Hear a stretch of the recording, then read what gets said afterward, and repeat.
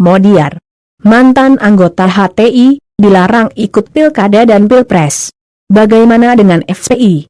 Ditulis oleh Hardi di www.sword.com. Beredar draft revisi Undang-Undang tentang Pemilu, yang masuk dalam program legislasi nasional, prioritas DPR tahun 2021, mengatur larangan bagi mantan anggota HTI menjadi calon peserta pemilihan legislatif, pemilihan presiden dan pemilihan kepala daerah. Aturan itu ditulis secara gamblang, atau tersurat seperti larangan bekas mantan PKI, yang dilarang berpartisipasi, menjadi peserta pemilu.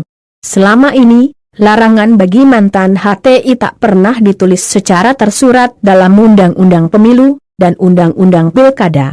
Merujuk pasal 182, ayat 2, huruf JJ, dalam draft revisi Undang-Undang Pemilu yang diterima cnnindonesia.com, diatur persyaratan pencalonan bagi peserta pemilu, bukan bekas anggota HTI.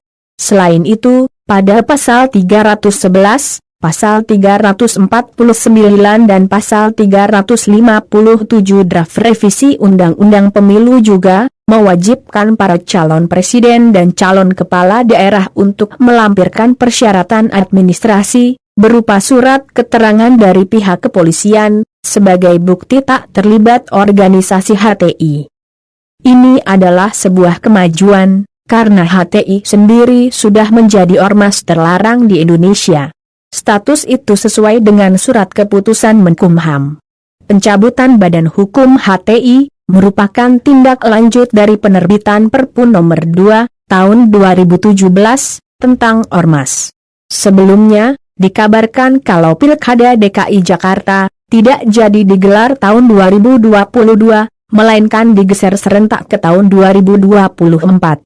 Tapi dalam draft revisi Undang-Undang Pemilu, juga diatur bahwa pilkada berikutnya akan digelar pada 2022 dan 2023 mendatang. Salah satunya adalah Pilkada DKI Jakarta tahun 2022. Artinya, Anies akan berjuang mempertahankan posisinya, melawan kandidat lain, yang masih belum diketahui. Tapi dalam waktu dekat, lebih kurang 6 bulan dari sekarang, suhu politik akan kembali memanas. Kira-kira siapa penantang Anies, kalau Anies masih mau nyalon? Kita tunggu saja. Mari kita fokus dulu ke HTI. Ormas ini dibubarkan, karena terbukti ingin mendirikan negara khilafah di Indonesia, yang tidak sesuai dengan ideologi Pancasila.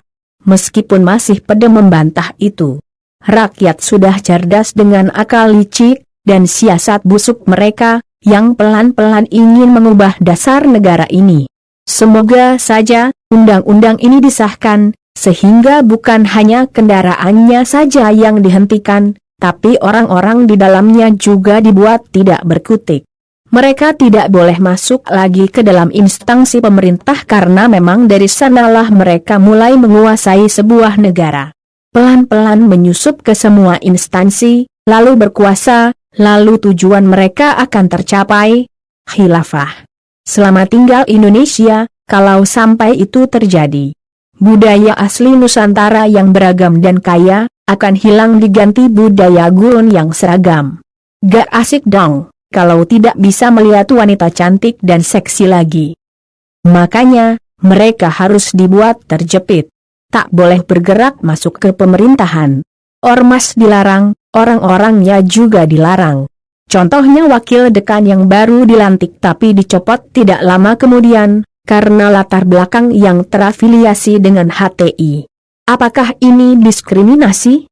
Tidak, karena mereka itu tidak punya nurani, seenak jidat mau mengubah negara. Jauh lebih bagus, kalau mereka diusir saja dari negara ini.